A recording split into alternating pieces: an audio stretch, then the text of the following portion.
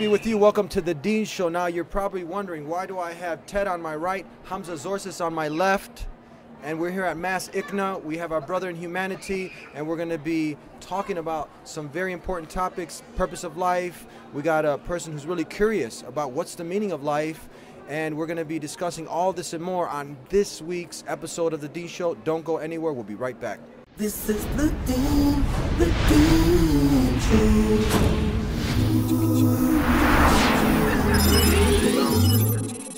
This is the Dean Show. This is the Dean Show. This is the Dean Show. This is the Dean Show. This is the Dean Show. This is the Dean Show. This is the Dean Show. This is the Dean Show. This is the Dean Show. Back here on the Dean Show. How are you, Ted? Peace, Amazing. peace, Thank peace. you so much. My- Peace to you, my friend. Thank you. You see, you already look. Just to give you a little bit of a history, me and Ted, we met over about a year ago. Actually, the first time we met was about 2006. 2006. The very first time I went to a class with you.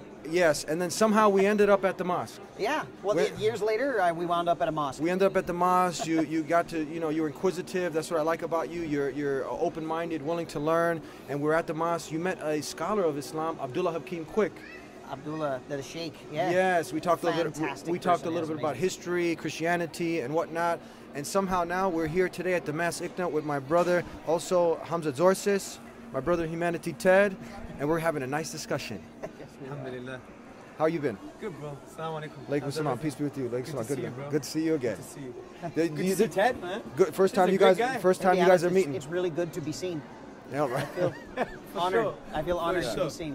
So the objective of the Dean Show is to try to, as we have the bumper sticker showing, to help people identify what the purpose of life is. Many people are worshiping money, fame, status. They're blindly walking out there, just getting involved in all sorts of things. But Islam, we feel, really gives humanity the solution to all the social problems, fills the heart with that void that is missing. So the Dean Show really, along with clearing many of the misconceptions, a lot of misconceptions about Islam.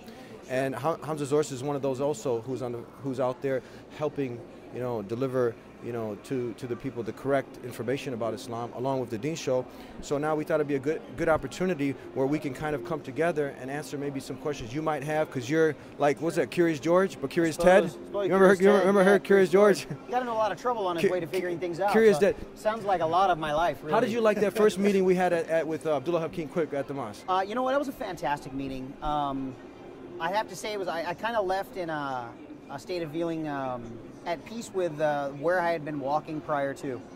And I was raised Christian, not necessarily on purpose. I think the only reason I really got involved with Christianity is because I had a very, very close friend in the 5th grade who invited me to Sunday school. And my mother said, if you're going to go to Sunday school, you are going to go to Sunday school. And that became my Sundays. And that was where my experience began to grow in Christianity, if you will. And of course, over years, that began to edify and become a bit of a practice and a philosophy. And as I've explained in the past, and I'll try to do my best to do it quickly now, is that questions begin to arise with being within any given discipline. How is a story from 2,000 years ago applicable to my life today? Let's be honest. A lot of our religious leaders that we admire didn't have to deal with social media. They didn't have to deal, although there may have been the social media of the era was some guy running down the street screaming that guy just said something, and now we have a riot on the street. But can we say very that's the different. first question? How does a story 2,000 years ago? Can we say How that's do- your first yeah, question, because applicable to today? To me, it's an amazing opportunity to look at. I have a pretty solid understanding of how Christianity came about, how Christianity was developed as the Western choice, along with its scientific derivative. So I don't know as much about Islam. In fact, I'll restate. I know nothing about Islam so much as to say, oh, I don't believe in that. Well, that's not fair. That's like me saying I don't eat cucumbers and I've never had one before. Okay. I happen to love cucumbers, so it's an opportunity to get to know what exactly is it there. We talk about a purpose of life, and I'm curious to know, what is it that's fundamentally driving this group of fantastic people to hang out, for example, just today? Go ahead, take it away. That's a very good question. I had similar questions. I converted to Islam like 12 years ago. I come from a Greek background. I don't know Greek, but although I was going through customs, Chicago airport, and the security, Homeland Security said, "Hey, you look like Leonidas." I said, "No, I don't. He's far more handsome than me, and bigger." Anyway, so I had all these questions as well, right? So it's very hard to sum up, but I think the first question that you asked was, how is it applicable to me? Yeah. Now, when we look at the book, the Quran, which we believe is the word of God, it doesn't start in the beginning and in the end. And there's an Orientalist who translated the Quran. His name was Abari. And he made a very profound point. He said, the wisdom in the Quran not having a beginning and an end, the wisdom in the Quran being four-dimensional, is that it's showing us it's come from a being who transcends time from that perspective and has the totality of all knowledge. And that when he's revealed this text, that you don't start in the beginning and the end, but you reflect and you engage with the text, and it transcends the 7th century, it transcends the 15th century, and it transcends the 21st century, and it's applicable to you now. This is why the Quranic discourse says, أَفَلَا يَتَدَبَّرُونَ الْقُرْآنِ. Do they not reflect upon the Quran, the book, or are there locks on their hearts? So the more reflection we do, the more hearts become unlocked to receive the kind of mercy, guidance, love of the divine reality. So the first point of call is that you'll understand that the book is timeless is when you start to engage with it. So for example, when I engage with the book, I see an amazing example in chapter 39, verse 29. And this blew me away. It says, consider the condition of two people. One person is a slave to many slave masters, and they're all quarreling. Or the person who's a slave to one. Who's better in condition? And all praise is due to God. Now the way I reflect on that from my personal perspective, and many of the ulama, which means scholars, reflected on this was, hey, and you will understand this because before we talked about existentialism.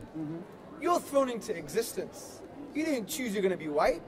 You didn't choose you're going to have ginger hair. You didn't choose your DNA. You didn't choose your no parents. sense in even being proud of it. You know? You didn't choose your ethnicity. And you didn't choose how gorgeous it's going to be, mashallah, tabarakallah. I'm not sure about that. That beard is very well groomed. It is. I'm going to say. He looks great. So the point is, we had no choice in our social economic circumstances or the context that we were brought up in, right? So we had no choice. Not only this, we didn't have a choice in the kind of system we were brought up in. You know, L'Oreal because I'm worth it, this kind of individualism, this materialism. So what God is basically saying is that you're thrown into existence and you had no choice. Now the question is, are you going to be a slave to that? Sure. Then there's another point. You have your own desires and your own ego and instincts. Are you going to be enslaved to your desires and your ego and your instincts? Or are you going to transcend that?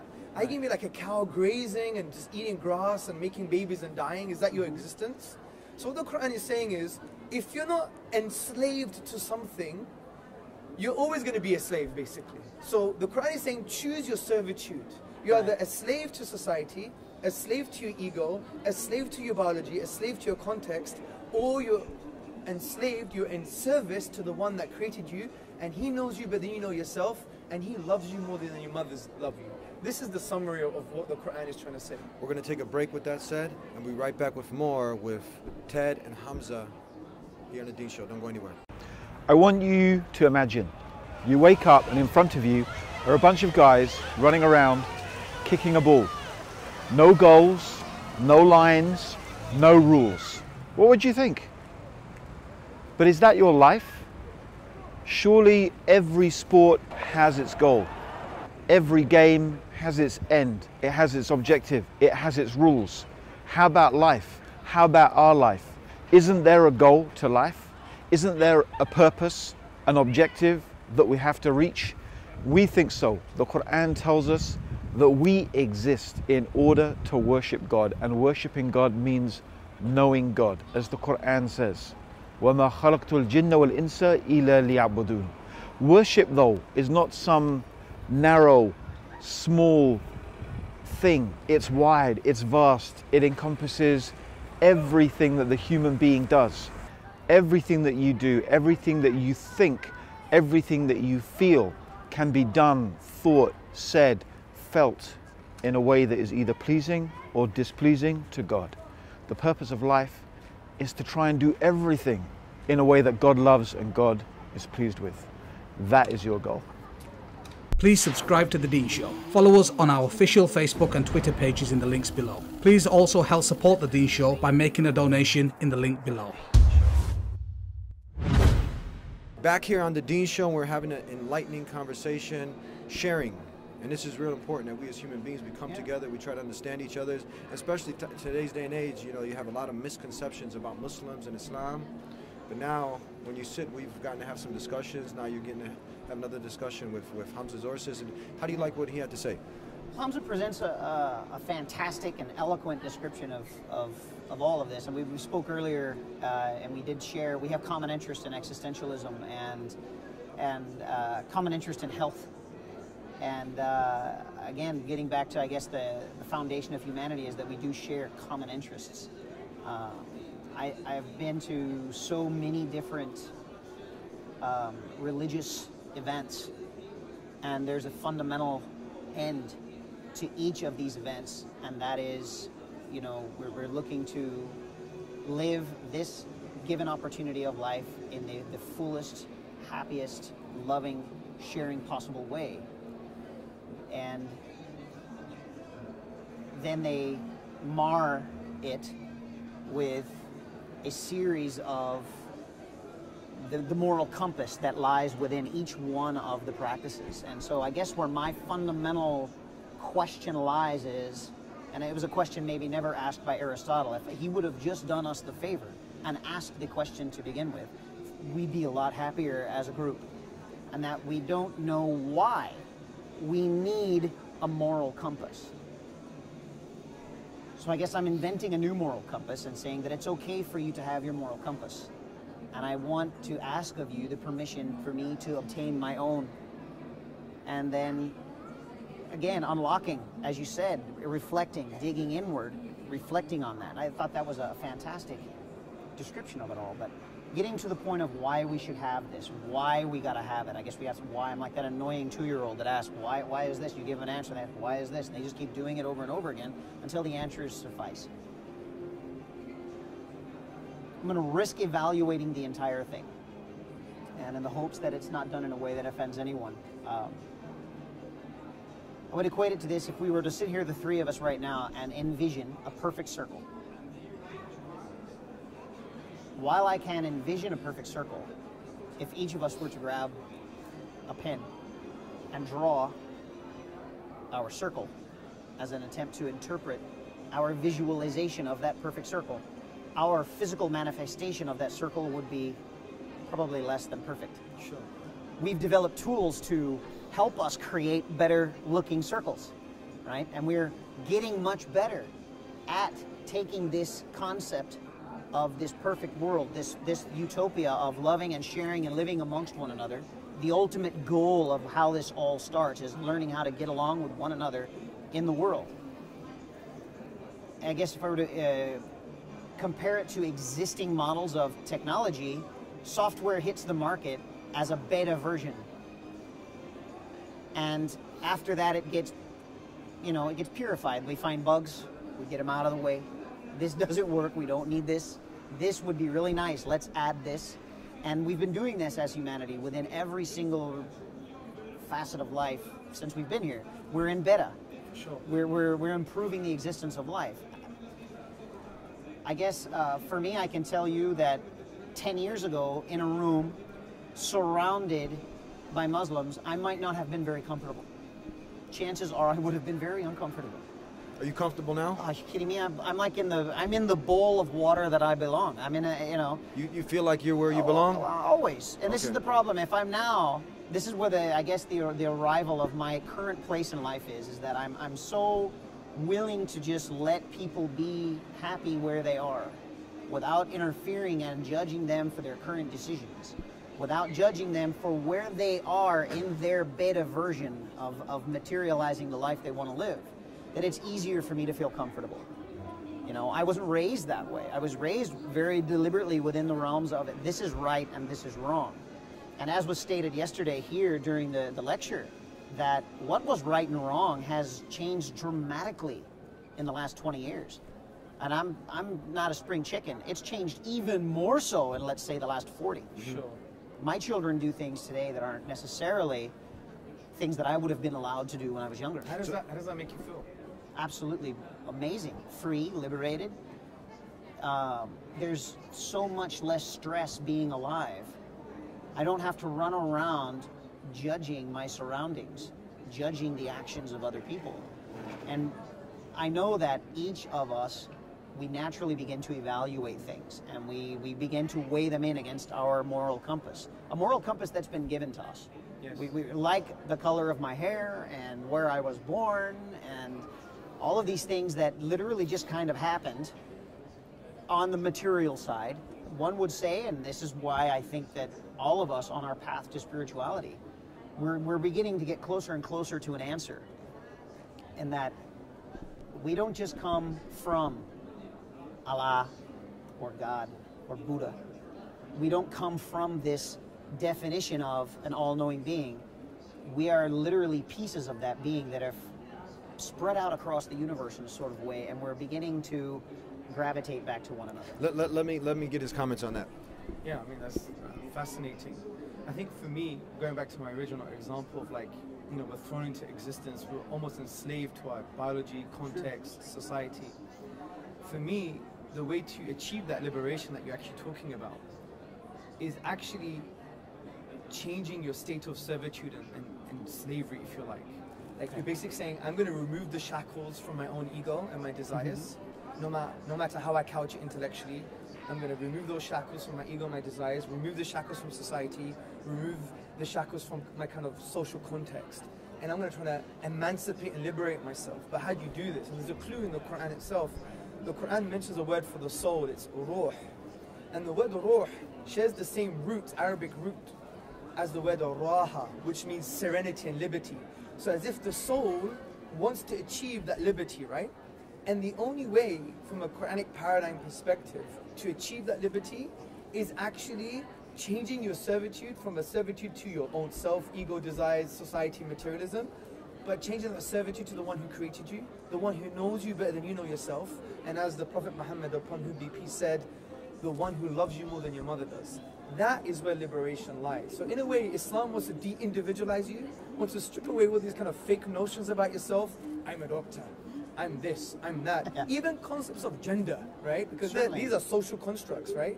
So Islam takes away this linguistic wrapping.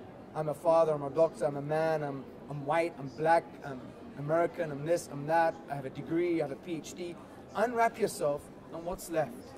Who are you? Whose are you? For whom are you? And for some of us on a Friday night, where are you, right? Sure. So the point I'm trying to say is, these are the deep existential questions referring to the self, questions that I think Islam answers in a very liberating way. Because if we basically talk about other things, other methods of thinking, realms of existence, I think it has an ephemeral kind of reality, meaning it's a bit empty, just conceptually for me. Because for me, there's nothing more profound than being in tune, connecting to, worshipping, being in service to the one that created you and that knows you better than you know yourself, right? Like Allah, their deity, God knows Ted better than Ted knows Ted. Right. He knows Hamza better than Hamza knows Hamza. He knows Eddie better than Eddie knows Eddie. And he loves us more than our mothers love us. He's al-Wudur, which means the excessively loving. It's a transcendent type of love. That's why the Prophet Muhammad, upon whom be peace, said that God loves you more than your mothers do. And mother's love, from a material perspective, a worldly perspective, is the greatest love. So the Prophet Muhammad, upon whom be peace, is saying that God's love is greater than that. And you can't really put it in a test tube and understand that. You could have some kind of understanding, feeling, but it's transcendent love. So from that perspective, I think that's more grounded, it's more liberating, it's more what I would call emancipating spiritually, do you see? Because I just seen that with my life. I came from an agnostic tradition. My dad's like a humanist spiritualist, loves Jesus, but doesn't like religion and dogma. So I was brought up in that kind of philosophical I know the drill. Exactly. That philosophical environment. But then I started to realize when I was going to the different realms of thinking or constructs or whatever you want to call it, I really felt that I was so liberated in basically this connection with the Creator. Because it basically de-shackles you from everything else that's, in a way, illusory. Sure. You know? Well, most of it is. I would think most scholars agree that it is illusionary. Exactly. So that's why I think the Islamic paradigm, which we think is not that we have a monopoly on the truth, because a Muslim should never be arrogant, should always be humble. You know, the ulama, the scholars say that having knowledge means you say you have no knowledge, right? And it should humble you and realize that God has the picture, we just have the pixel. Sure. God has the picture, we have the pixel, yeah? And that should humble us. But what we suggest is there are some fundamental truths that what we call non-negotiable. Like, you know you exist is non-negotiable, right? Sure. You know that tolerance and love are good values is non-negotiable. So from this perspective, there are some non-negotiable truths like creator, you're in a state of worship to something, yourself, society, the bling-bling, materialism, Sure. or your creator. Liberate yourself by worshipping the creator. That's the fundamental reality of Islam, and that's why it's quite liberating from that perspective. Sure. We're going to go ahead and take a break and continue our discussion here on the Dean Show with Hamza and Ted. Don't go anywhere. In the words of Swiss journalist and author Dr. Roger de Pasquet, the West, whether Christian or de-Christianized, has never really known Islam. Ever since they watched it appear on the world stage, Christians never ceased to insult and slander it in order to find justification for waging war on it. It has been subjected to grotesque distortions, the traces of which still injure the European mind. Even today, there are many Westerners from whom Islam can be reduced to three ideas: fanaticism, fatalism, and polygamy. Of course, there does exist a more cultivated public whose ideas about Islam are less deformed. There are still precious few who know that the word Islam signifies nothing other than submission to God. One symptom of the ignorance is the fact that the imagination of most Europeans, Allah refers to the divinity of the Muslims, not the God of the Christians and Jews. They are all surprised to hear, when one takes the trouble to explain things to them, that Allah means God, and that even Arab Christians know him by no other name. Please subscribe to The Dean Show. Follow us on our official Facebook and Twitter pages in the links below. Please also help support The Dean Show by making a donation in the link below. And I'm leaning towards this. You know, we're material beings. We're spiritual beings having a material experience. Oh, you caught? We're still talking. You see, it's very. This is the human connection that we're having, and you know, as Muslims, we share because we care, and we're sharing. I agree. And we Hamza, you can, if you want to expound on this. It's not our job as Muslims to try to force anything down someone's throat. No, we just want a not. platform. Yeah. We just want people to consider this. We wanna talk. You've tried everything else in life. Yeah, we want to talk. The thing is, we want to plant seeds, and we want to engage and learn from other people as well. Like even the Prophet Muhammad, upon whom be peace, when he came to material scientific stuff, he'll look at the Persians and Romans and say, if it worked for them, it would work for us, which gives us the lesson that scientific knowledge is a human development, that we have to engage, we have to have cross-civilizational kind of interdependency. We learn from each other. This is what Islam's all about. Even medieval Baghdad, would you believe it? When the Europeans were drinking each other's blood, for example, we had atheists,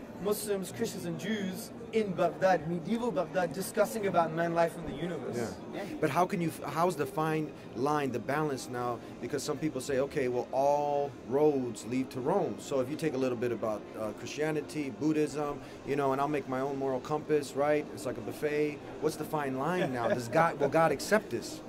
Well, from the Islamic perspective, no. Because once you understand that there is a creator in life, for life, creator of life, he created you, he created the whole entire cosmos. He announced himself to mankind via the Quran, via the Prophet Muhammad, upon whom be peace. Then from that perspective, to have integrity to that message, then you follow that message. Because what you're saying is, this has come from a higher source. Who am I? I'm a speck of dust in this like almost infinite desert.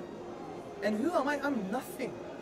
So if I have an actualization and a realization that this is the Creator, He loves us, He gave us a message, He is Ar-Rahman, He is the merciful, and He taught us humanity, the Quran, which is like a love letter to humanity, right?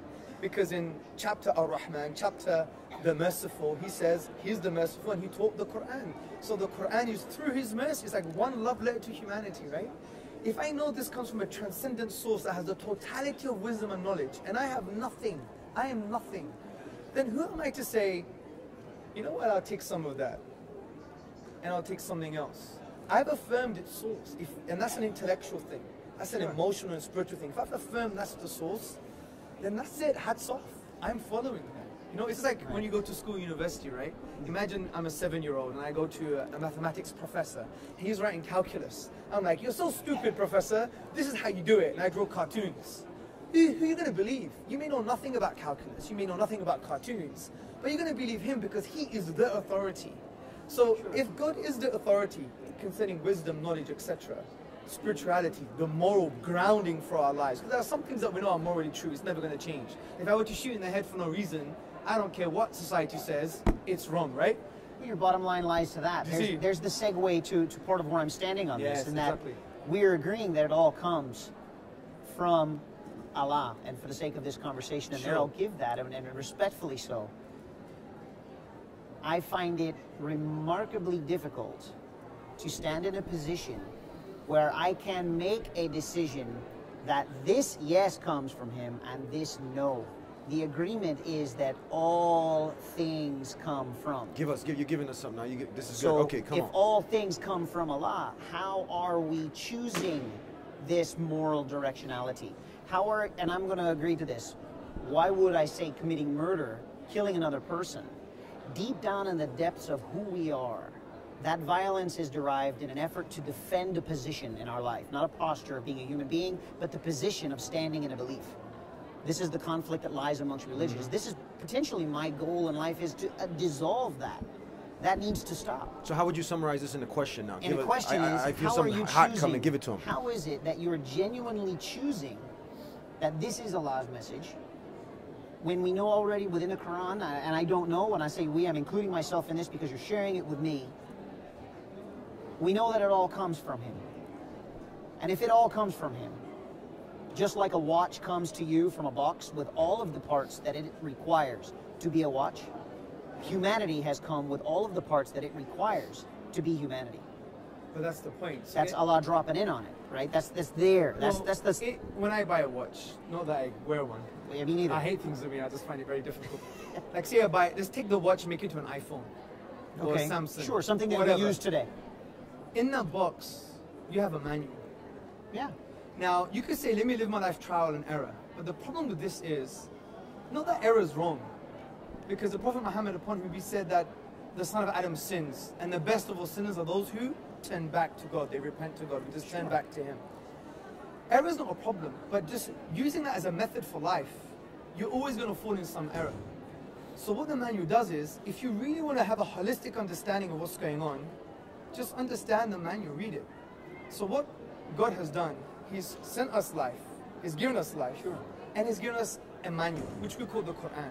So the question lies, if everything is based on this book, then what good reasons do we have to believe in this book? Let me give you a hypothetical scenario, because we may not have much time to discuss why I think this book is transcendent, it's from the divine. If, and I want you to be very sincere, to look right into your heart, explore and swim into the oceans of your beautiful heart, and I want you to answer this question. If we could show good reasons, intellectually, rationally, spiritually, humanly, whatever, that this book can be attributed to the divine, forget Quran, say book X. Say we had book X. Yeah, whatever source it be. Book X. If we showed good reasons that came from the divine, would you play with the possibility that you would submit your whole life based on this message? If you can show that's a precise position. That's the precise position that I stand in today, and that there has to be something in continence of us understanding. When I see religion, and I face religion like I would my neighbor who was my best friend. My dinner table had a very specific set of rules, and we ate meals and we lived very happily at our dinner table. And at my friend's house, when I had dinner, the rules were different. Of course. Now, I loved my friend growing up, and he loved me, and we're great friends today after many, many, many years. And the rules by which we grew up under were different. The very same thing I can say with Islam. I'm not going to stand here and say that they're wrong. That's besmirching this position. We have to have conversations, right, and connect with one another. But the question is, would I follow it? Of course. Am I following it? Most likely. If you looked at my day-to-day life right now, you would probably say, yeah, he's doing it and he doesn't even know. You've got a beard. Well, you know, I grew it myself, you know, or it grew for itself. I don't know. Well, yet, the funny but- thing about the beard, you don't have to do anything. It's the easiest thing to do. Just don't do nothing. Just be, and there it is. But that's the point. So if we're in a very beautiful, critical place where we are sincere and we understand, if book X could be reasoned to be from the transcendent, the divine, it's a sign to the divine, then we would align our lives towards it. So maybe the next question is, and a very human discussion is, do I, as a Muslim, have good reasons to believe in the Quran? And that would be a profound discussion to have. This is amazing conversation that's happening. We're almost out of time. There's I no mean, other people point are to glued to the anything screens. else. I mean, we're getting some great flow of questions going through, back and forth. We're connecting. You guys, I'm sure you want to engage, have them engage some more. So don't go anywhere. We'll be right back with more of this really captivating, enlightening conversation between Hamza and Ted here on The Dean Show. Don't go anywhere. Please subscribe to The Dean Show. Follow us on our official Facebook and Twitter pages in the links below. Please also help support The Dean Show by making a donation in the link below.